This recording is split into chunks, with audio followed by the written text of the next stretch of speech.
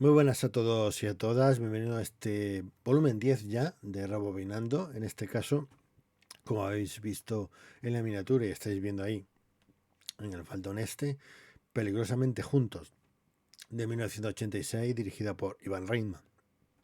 Es una película que en este caso fui a verla al cine y la verdad es que me sacó una sonrisa cuando acabé de ver la película. De esto que sales muy satisfecho y contento, ¿no? Del producto que has visionado, ¿no? Y es una comedia que está mezclando comedia romántica, intriga, suspense, juicios y un poquito de acción. De hecho, tengo entendido que, bueno, que esta película costó unos 30 millones y fue la más cara del 86. No lo sé, o sea, no sé muy bien si eso es el dato exacto, pero bueno, habría que ver un poquito más, ¿no? Con lupa. Pero bueno, aún así, tiene lo bueno que tiene o el gasto que puede tener también es porque están rodadas las escenas en propio entornos exteriores de Nueva York. Parte de explosiones, que eso también cuesta su dinero. O sea que supongo que más o menos iría por ahí. No sé si fuera la más cara, pero que costó su pasta para aquella época, sí. Y bueno, mi experiencia fue maravillosa. Es decir, es una película que me da una cierta sensación de confort, porque es de esta película que tiene la intriga de saber, digamos, quién está detrás de todo este misterio, que una vez que lo sabes, pues dices, bueno, pues ya el revisionado, pues ya no es el mismo, pero aún así, eh, a mí me gusta revisionar esta película por la atmósfera de que crean el propio Robert Redford y la propia Debra Winger, ¿no? Kelly, esto ha terminado. No hay dedicatoria y se acabó. Se retiran los cargos. ¿Te paro un taxi? Sé buscar un taxi yo sola, gracias.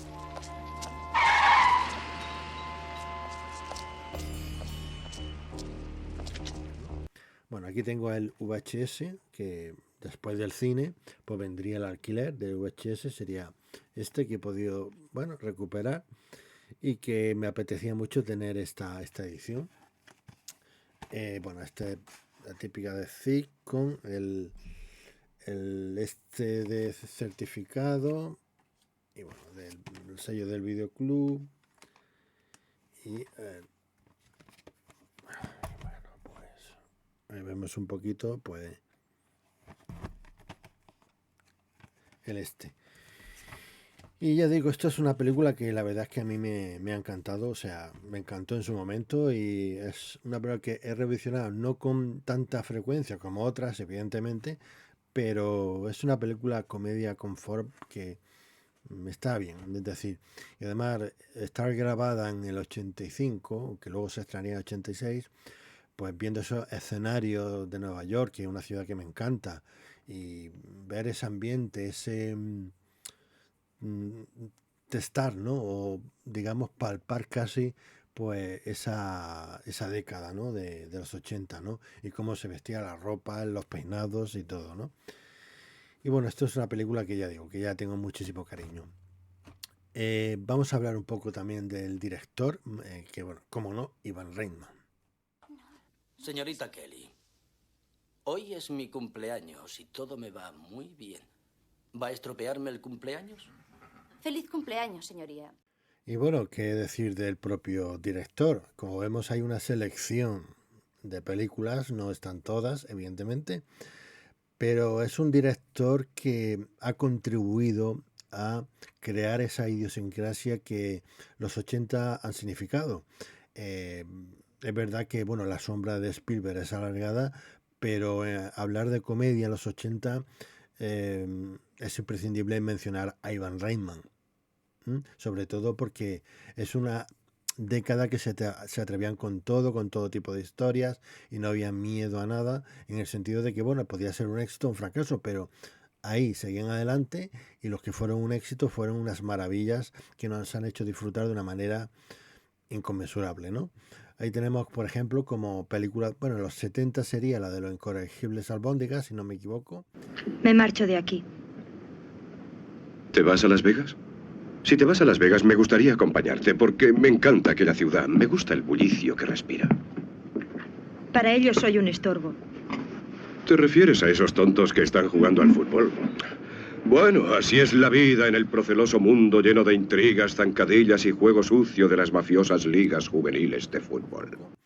Y ya vendrían en los 80 pues los cazafantasmas. ¿Qué decir? Pues ese tipo de humor, además con ese Bill Murray cínico, muy con cierto humor negro y demás, pues bueno, le daba a la película pues una mayor digamos envergadura, ¿no? de lo que es el puro entretenimiento. Y además es que son cosas que a veces,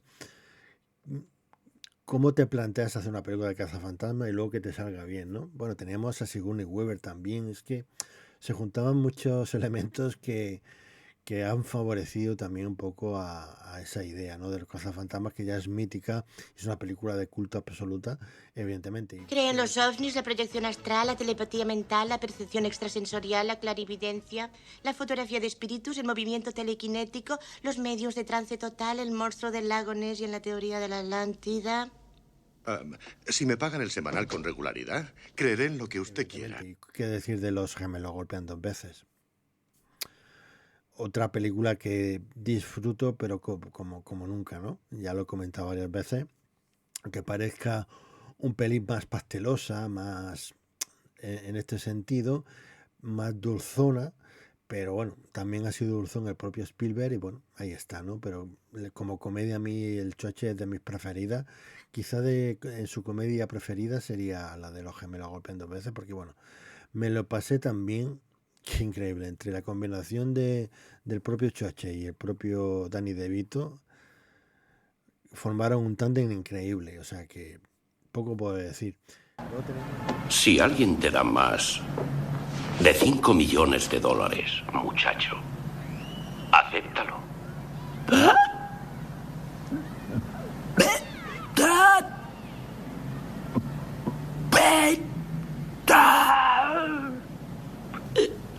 Nos veremos en Houston.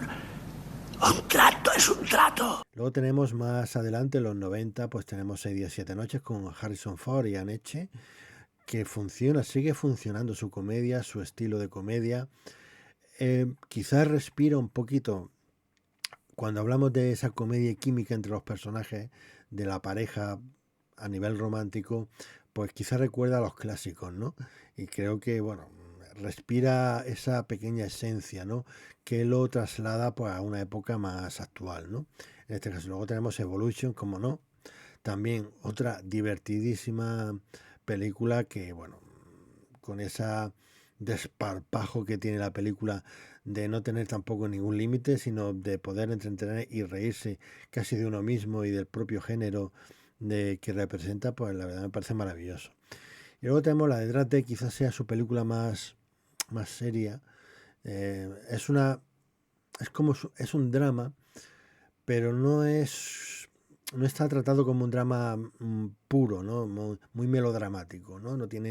No cae en ese melodramatismo, pero sí que hace una película mucho más plana. Quizá no. Además, el asunto de la película, el draft, no es algo que sea, por lo menos aquí en Europa, muy conocido. Allí en Estados Unidos es un día muy especial, pero aquí pues quizás nos quedamos un poquito más fríos, ¿no? Y tampoco es un tono. Kevin Conner está muy bien, es decir, sostiene casi la película, pero la película en sí cae por su propio peso. T-Mac lo ha tuiteado. ¿Lo ha tuiteado? Sí, te lo leo. Ha llamado el agente. Browns negocian por el primero. Lo siento, Cleveland. Os quedáis con Bo, no con Bontae. Mala jugada. En definitiva, yo creo que con este más o menos somero viaje que nos trae en esta selección de películas, nos refleja muy bien lo que ha sido y ha contribuido a ser pues esa década de los 80, ¿no? Y de ellos es imprescindible, como no. Y bueno, vamos a hablar un poquito antes de entrar en la película también de los personajes. Es hija de los dos, pareces olvidarlo. Hago todo lo posible por olvidarlo. Papá, le explicaré que no has hecho nada malo, ¿de acuerdo? Sí. Bien. Adiós. Adiós. Pórtate bien. Sí. ¿Qué quieres, Ed? Bueno, en cuanto a los personajes, como estáis viendo ahí, pues tenemos como principales, evidentemente, está Laura Kelly y Tom Logan, ¿no? Interpretados por Debra Winger y Robert Redford, y que la verdad es que toda la película son ellos, básicamente, o por lo menos lo que a mí me interesaba eran ellos, ¿no? Y a lo largo del metraje, a mí lo que más me atrae de la película, más allá de la intriga en sí, es esta pareja. Es verdad que a nivel de administrar un poco a los personajes y a su, em, digamos, a su trama, a su subtrama, a la que tiene, en este caso corresponde una especie de, no solo la trama de investigadores, sino la trama de comedia romántica, está explotada muy poco, ¿no? Es decir, tenemos ciertas vinculaciones, pero se echa de menos que haya un poquito más de rollito entre ellos, ¿no? Escenas más alargadas. Ahora bien, por otro lado le viene bien el ritmo, que no se detenga demasiado y que bueno, nos ayude un poco a finalizar la película sin que nos resulte demasiado empalagosa o demasiado pesada, ¿no? Creo que por lo menos más o menos trata de equilibrarlo.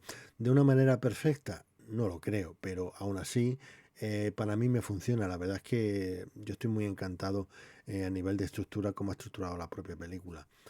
Aléjate un poco de... Sí, eso es. Oye, lo haces muy bien. ¿Quieres hacerlo? ¿Quieres hacerlo? ¿Qué haces? Logan, vuelve al coche. Conduce tú. No quiero conducir. Se ve que sabes muy bien todo lo que hay que hacer. Adelante, Pero si conduce. tú lo haces muy bien, de veras, vuelve al coche. No, ahora ¡Vamos! te toca a ti, conduce. No sé conducir. ¿Qué? Que no sé conducir.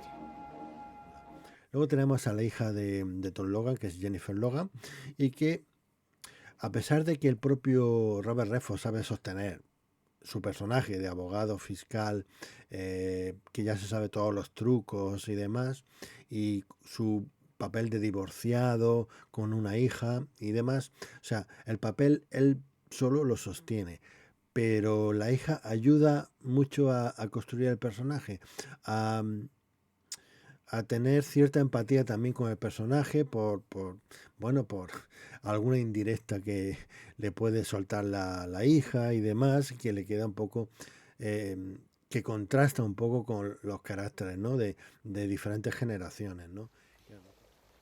¿Y qué es la política sexual? ¿La política sexual? Eso es cuando se...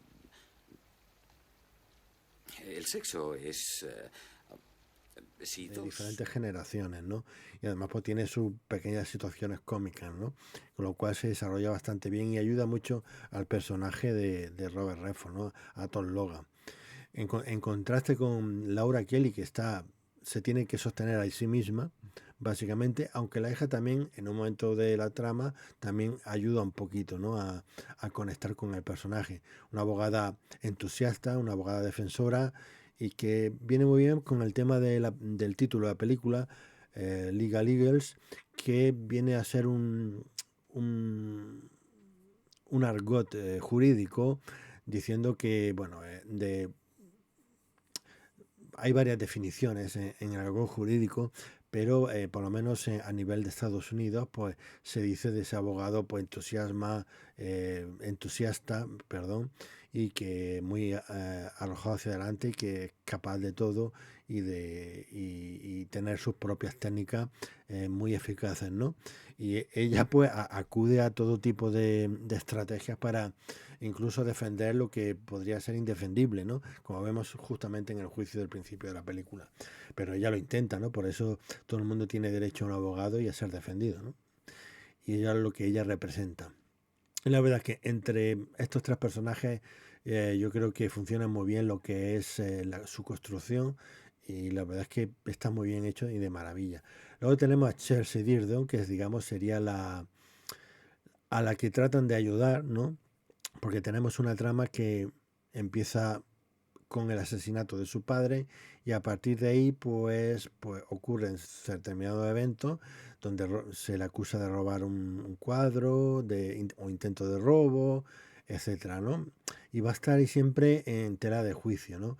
va a servir un poco también de generar esa comedia de situación a lo largo de la trama, ¿no? Junto con haciendo una especie de triángulo amoroso conformado entre Laura, Tom y Chelsea, ¿no?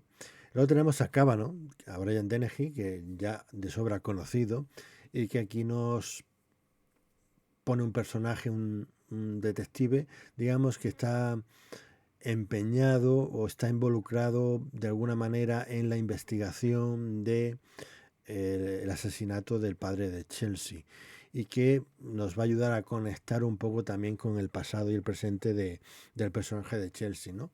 Que no deja también un aporte para ayudar también a la trama. Y luego tenemos Victor Taff, que sería el villano arquetípico de ni más ni menos por Terence Stamp, y se podría decir que en verdad que está un poquito desaprovechado, no aparece tanto como a lo mejor debería, ¿no?, desarrollar su personaje.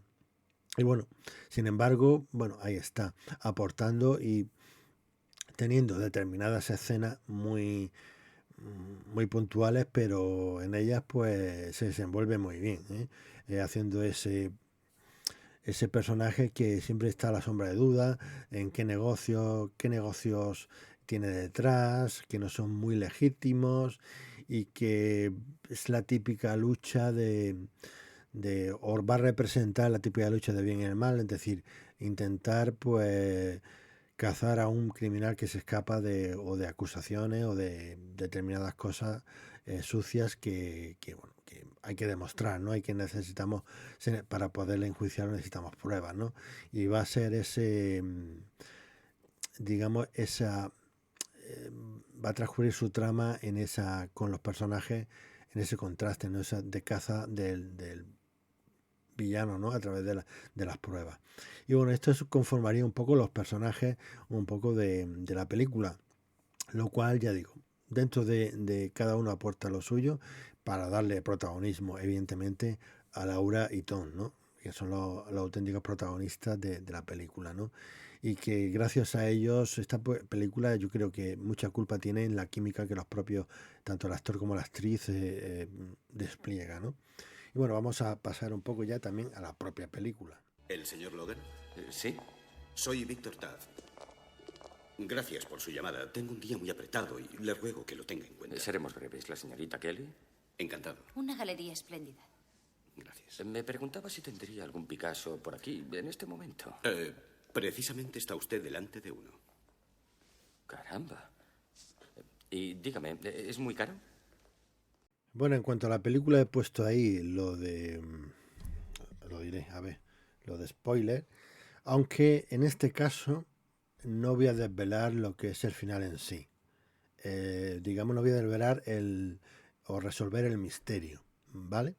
Aunque bueno, a lo largo de la película pues vamos a estar dudando muchas veces digamos, en quién está detrás de todo esto realmente, o uno, el otro, o el de más allá.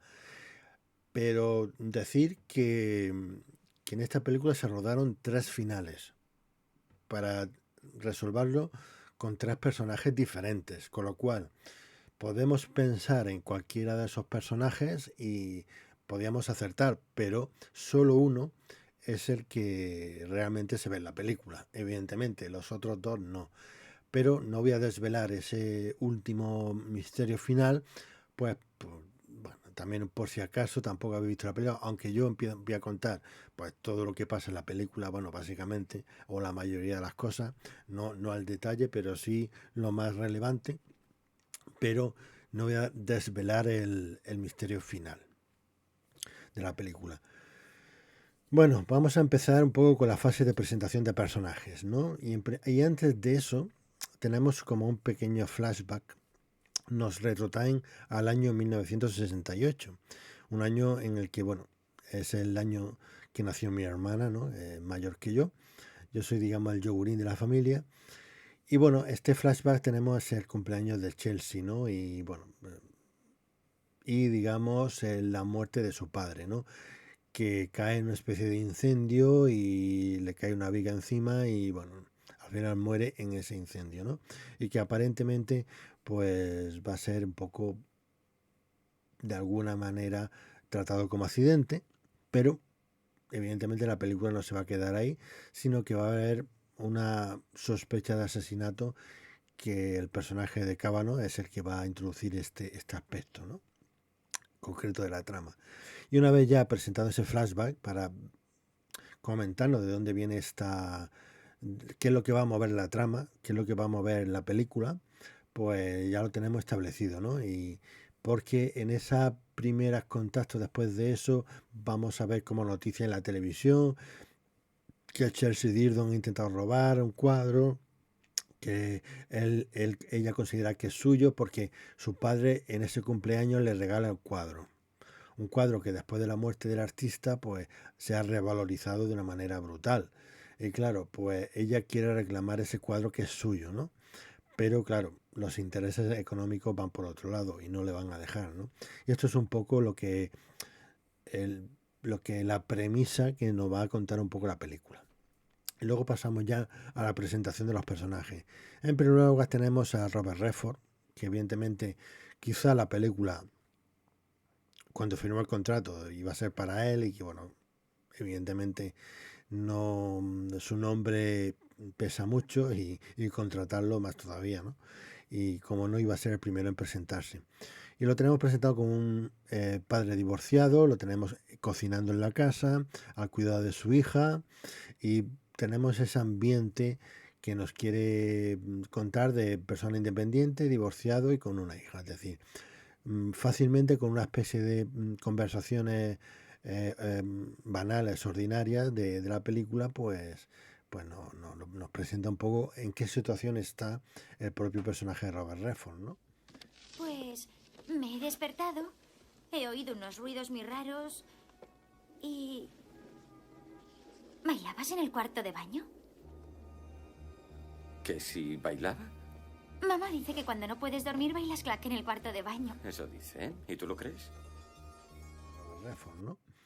Y luego vamos a tener también la presentación de Laura a través de cómo conoce al propio a Tom Logan, ¿no?, en el juicio en sí, ¿no? Cómo desarrolla ¿cómo decir?, extravagantes estrategias para poder salvar a un culpable de tomo y lomo, ¿no? Tampoco vamos a poner en conflicto al personaje de Robert Redford, sino lo mantenemos un poco que no está tratado para que no se manche la imagen o no haya dudas de que Robert Redford es un personaje bueno. Es decir, simplemente hace su trabajo, ¿no? Deja en mal lugar un poco a Laura, eso sí, en favor de que el personaje pues se presente como bueno de la historia. Y eso lo deja claro en esa presentación, ¿no? Usted tiene fama de imparcial. Chelsea Dearden es importante para mí. Es una cliente en la que creo. ¿Como Howard Marche? Eso es todo. ¿Su curiosidad solo llega hasta ahí? Oh, no, al contrario. 27 parientes, un perro que habla. Me muero de ganas de ver qué más se le ocurre. Nos veremos en el tribunal. ¿Son clientes suyos? Y al mismo tiempo, luego tenemos que Tom le ofrecen como ser el fiscal general, se va a jubilar.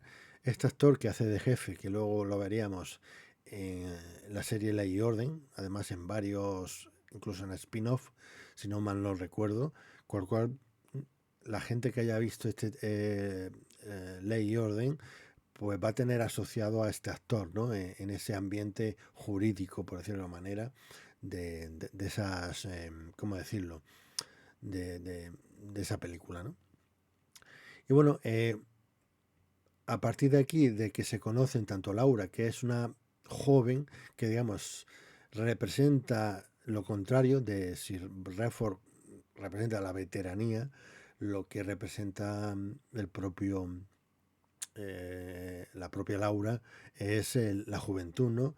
Y ese optimismo, esas ganas de aprender, esas ganas de ser buena en su trabajo, y que evidentemente vamos a saber que tiene mucha admiración por el personaje de Robert Redford, ¿no? Es decir, que lo ha seguido a lo largo de su carrera, lo cual sirve un poco para esa amiguita, esa semilla que le va a hacer, pues bueno, pues que haya ese interés amoroso en la película, ¿no? Yo ensayo miradas en el espejo. Tengo una ¿Tú? que la copié de ti. ¿Qué? Cuando estoy interrogando a un testigo tuyo y me da una respuesta poco convincente, tú haces esto. Yo no hago eso. Sí que lo haces. Yo no hago eso. Lo haces siempre, Oh, créeme. vamos. ¿No? Por parte de ella, ¿no? Sobre todo, ¿no? En un primer momento. Y bueno, y todo esto pues va a transcurrir un poco en esa presentación. Y luego, por último, vamos a presentar a la propia Chelsea Dearden, y que la presenta un poco, que nos sirve un poco como la estrategia que se propone es presentarla, porque sabe que Chelsea es muy guapa. Estamos hablando de la actriz Daryl Hannah, una belleza, y evidentemente pues al tratar de proponerle que le ayude y le dice que no, pues bueno, pues cogemos y se la presento, y que seguramente que le llamará la atención al menos en ese sentido, y ella consigue por lo menos que Tom acceda a pues que haya una investigación mucho más veraz, y que pueda ayudar a liberar un poco a las acusaciones de la acusada, ¿no? En este caso de Chelsea Dearden, ¿no? Introduciéndola en ese... Mientras está dando un discurso en una cena, conferencia, pues aparece Chelsea en todo su esplendor. Y claro, si el cliente se hallaba a 8 kilómetros del lugar del crimen, seguramente le dirá que estaba a 16 kilómetros. Nadie parece confiar demasiado en el abogado como para contarle la verdad. Al ser quienes somos y lo que somos, y servir a... porque somos lo que... Como la gente miente tan a menudo a los abogados. Y claro, esas miradas que se cruzan le despista al propio Robert Redford, porque claro, ve esa belleza, ¿no? Además, como es alta, pues llama muchísimo más la atención. Y claro, el hecho de que la gente se quede mirando no es solo porque sea por esa belleza, sino porque la que está entrando es Chelsea Dearden, que ha salido en los periódicos y en las noticias, y todo el mundo la conoce. Mira, esta es la culpable. Y ya digamos, ahí se nota ese prejuicio incluso a cómo va atravesando la sala, ¿no? De alguna manera. Y bueno, a partir de aquí, digamos que Laura consigue chantajear a través de la prensa de que se involucre el propio Robert Redford, el propio personaje Tom Logan, en la historia, ¿no? Lo cual accede. Ya se sientan, empiezan a explicarse qué es lo que va a pasar, y llega el momento de... Ya se ha acabado toda la presentación y vamos al siguiente momento, que es la investigación. En este caso, primero, los argumentos que da Chelsea, pues habrá que verificarlos, ¿no? Y es cuando vamos a conocer y a presentar al villano principal, digamos, al que vamos a considerar el villano principal, que es Terence Stamp. Es el que se ha quedado con ese famoso cuadro que no vemos. La verdad es que a lo largo de la película no vemos la pintura en sí, que es una forma curiosa también de mantener interés en el espectador, porque estás esperando que en algún momento se muestre el cuadro, pero no lo hace. Y la verdad es que es muy inteligente por parte de Ivan Reitman, ese pequeño truquillo, ¿no? La verdad es que está muy bien llevado en este sentido, ¿no? Y bueno, ya aparecemos, bueno, pues ese... digamos, personaje de Terence Stamp, pues clasista, egocéntrico, ególatra, egoísta, y pues todos los calificativos que podamos llegar a percibir con su propia forma de ser, ¿no? Del propio, como creyéndose por encima del resto de mortales, ¿no? Que finalmente, para terminar, vamos a presentar al propio Kavanaugh en la calle tomando notas, ¿no?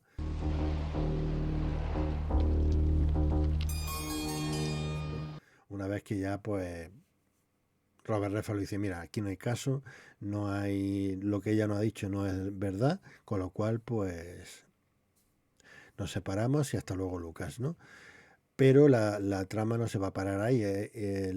precisamente la intervención de Cavanagh y la intervención de la propia Chelsea en la vida del propio Tom, pues le va a involucrar o le va a hacer entender que aquí hay algo gato encerrado, ¿no?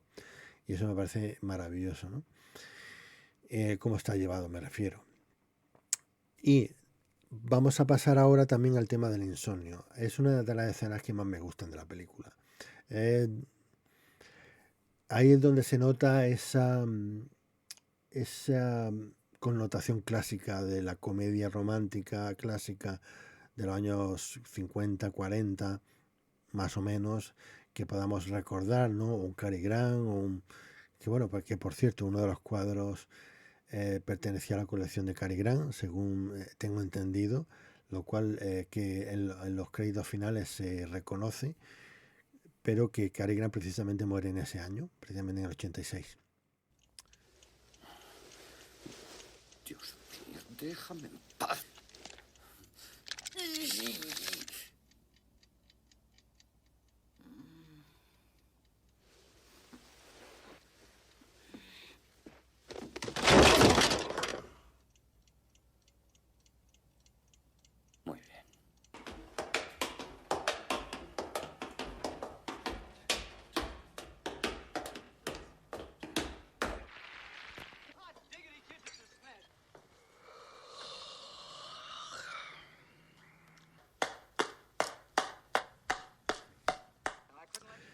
Y bueno, pues esa escena de cómo llevan el insomnio cada uno, ella pues de hincharse de comer, el otro zapateando claqué en el baño, que me parece maravilloso porque claro, esto ya lo había recordado, digamos, esa escena o ese gap, ¿no? O esa comedia de situación de alguna manera que se nos presenta a la hija al principio, presentando al personaje, como ya hemos visto, pues aquí se verifica que efectivamente bailaba claqué en el baño o donde sea, o en la casa, ¿no? Y se ve de una manera muy cómica como bueno, pues van pasando el tiempo para intentar. Y sobre todo el momento de cantando bajo la lluvia es eso. Ayuda a sentirse imbuido en esa comedia romántica clásica. No sé si me explico, ¿no? Gracias a esa de tener puesta en esa televisión y que los dos estén viendo ese programa o esa película, ¿no? Que están emitiendo en ese momento. Que es curioso, ¿no? Que bueno, que también compartía cierto momento y era quizá, bueno, Robert Redford, sobre todo en los 60, 70, donde más repercusión ha tenido, evidentemente, pero claro, pero está más cerca, ¿no? de ese cine más clásico, ¿no? Y ese musical también.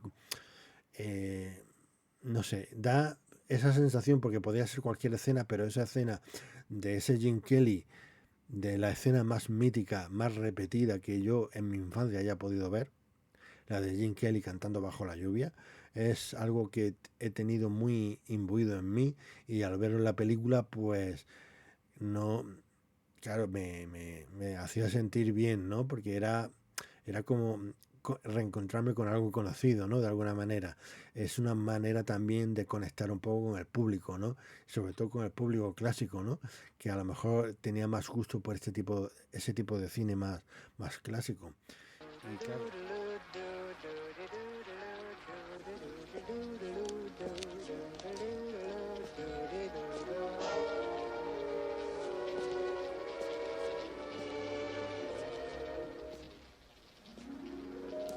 Singing in the rain, just singing in the rain. What a glorious feeling. I'm happy again.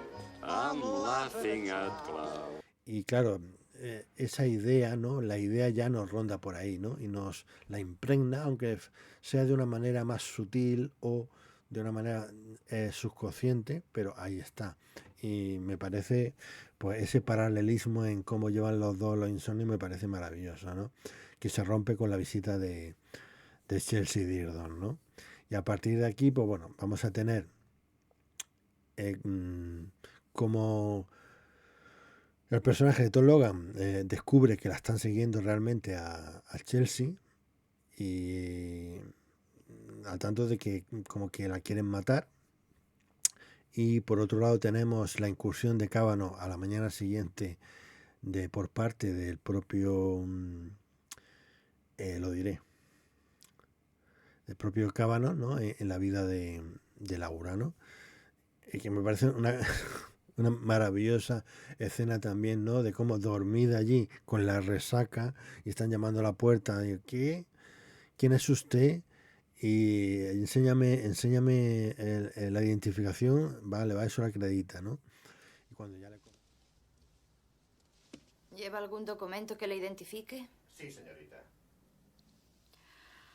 Muéstremelo. Sí, eso le identifica.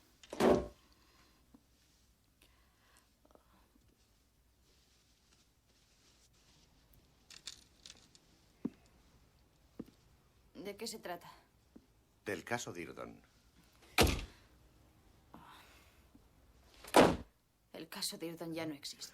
Y cuando ya le comenta al propio Cábano que cree que el padre de Chelsea realmente ha sido asesinado, ¿no? Y es cuando da un vuelco y es donde le da los informes policiales que le van a probar, ¿no? Que aquí hay gato encerrado, ¿no? Y a partir de ahí ya arranca realmente toda la trama, ¿no? De investigación, de indagación y demás, ¿no?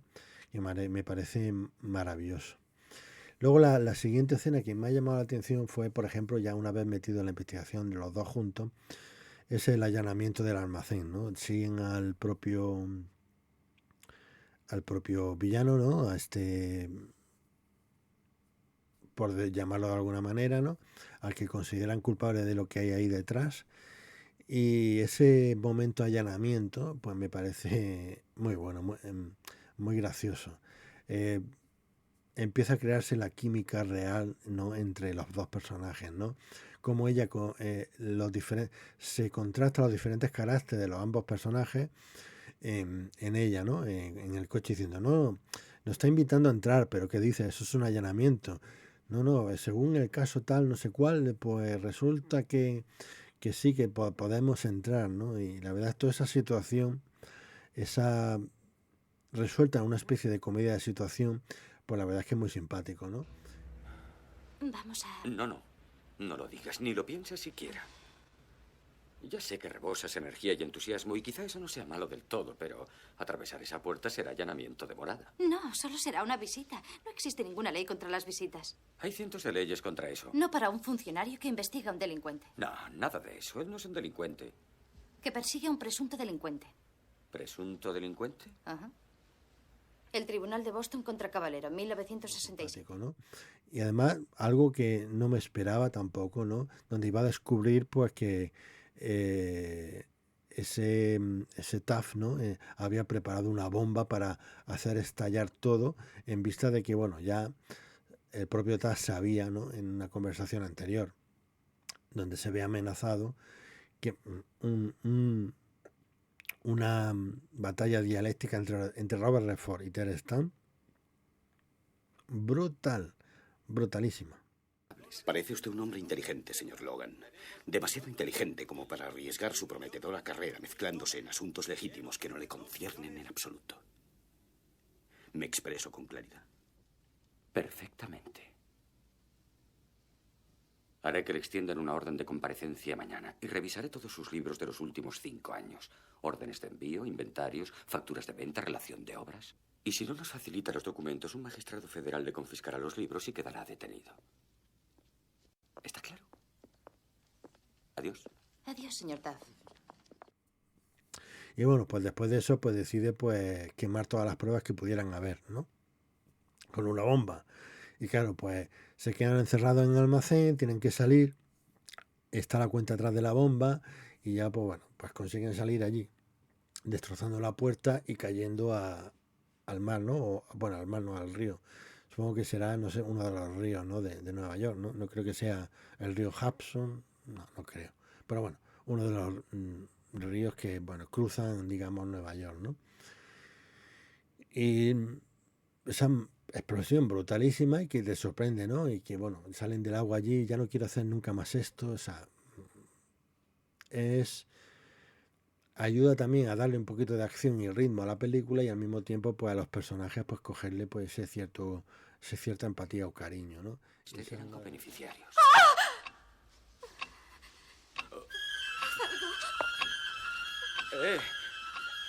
Calma, calma. ¡Vámonos!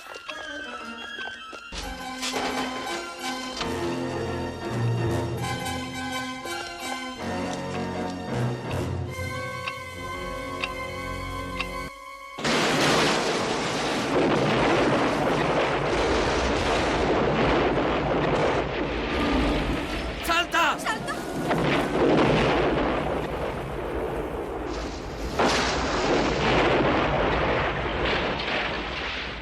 Y esa es una de las escenas también que más recuerdo tengo, ¿no? En este sentido, o cuando yo recordaba esta película, pues a dónde me lleva, ¿no? A recuerdo de determinadas escenas, ¿no? Y bueno, luego tenemos pues que también nos va a introducir la seducción de la propia Chelsea hacia Tom Logan, donde va a crear ese triángulo amoroso, esa comedia de situación romántica de cómo, pero que te has acostado con nuestra defendida y tal, y bueno, genera esa comedia, ¿no? De situación de triángulo amoroso, que para mí quizás no está muy bien desarrollada, porque son píldoras realmente, pero a mí me parece de una manera, aún así, aunque sea poco, de una manera deliciosa. Y hay una escena en la que esto se enfatiza, ¿no? Se enfatiza en esta comedia de situación cuando en un momento de la película Chelsea vuelve al apartamento y su hija está allí y bueno, pues la tiene que llevar al baño. En ese momento pues la hija pues le suelta diciendo bueno, ¿es tu novia o qué pasa? Dice, no es mi novia. Dice, bueno, parece culpable. Digo, perdón. Recuerda la presunción de inocencia. Me parece brillante, ¿no? En este sentido. Y en ese momento llega la madre de Jennifer y se crea esa situación, ¿no? De que aparece Chelsea allí y digo, bueno, pero no es esa situación, pero bueno, ¿qué clase de educación estás dando a mi hija delante de ella? Dice que no ha pasado nada. Esa situación, esa típica comedia de situación que también recuerda un poco a ese cine más clásico, esa comedia romántica clásica, en esa escena es clavada. Sorpresas, mamá. Creía que eras la poli. ¿Qué? Bueno, cuando quieras. ¿Ya está lista? ¿Estás lista? Sí. ¿Se puede saber qué os pasa? ¿Actuáis de una forma? Oh, ¿Delante de la niña? delante de la niña, no ha pasado nada. Mamá, papá no le ha pegado. Ha sido un tipo al que ella quería robar con una pistola. Gracias por tu defensa. Y bueno, luego tenemos, pues bueno, en cuanto a escenas destacables, bueno, tenemos el performance que hace eso por otro lado, el performance, que no he hablado de ello, el performance que hace Chelsea como artista, ¿vale? Pues hace una composición, una performance artística de arte que está relacionada con el trauma de su pasado, ¿no? Lo verdad que está muy bien en este sentido, y lo que parece que a lo mejor está metido con calzador, pero claro, al estar relacionado con su propio trauma, pues creo que viene muy al caso el hacer esa, digamos, ¿cómo decirlo?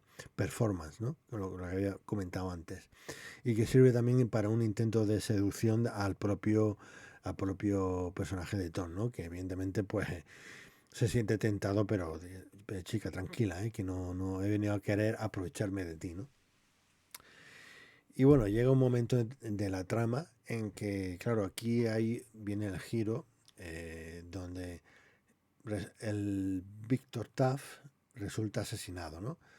Porque vemos la visita de Chelsea a Victor y luego al día siguiente se nos notifica o se nos da noticia de que han asesinado a Víctor. Claro, pues ahí tenemos la sospecha de la propia Chelsea, ¿no? Ya vamos a rondar la duda de si realmente es inocente o realmente aquí hay gato encerrado detrás de ella, ¿no? Bueno, todo eso pues va a generar pues toda esa trama y va a ayudar un poco también a, sobre todo en esta parte final, pues a desarrollar mucho más rápido el peso el ritmo de la película, ¿no?